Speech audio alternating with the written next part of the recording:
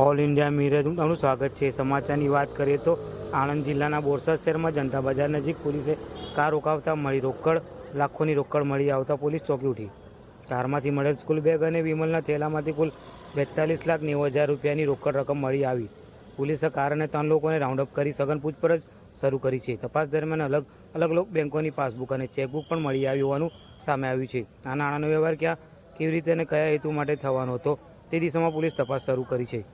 આ રૂપિયા ક્રિકેટ સટ્ટાના હતા કે આંગળીયાના કે પછી હવાલાના? પોલીસે આ દિશામાં પણ તપાસ હાથ ધરી છે। રિપોર્ટર તનવીર મલેક।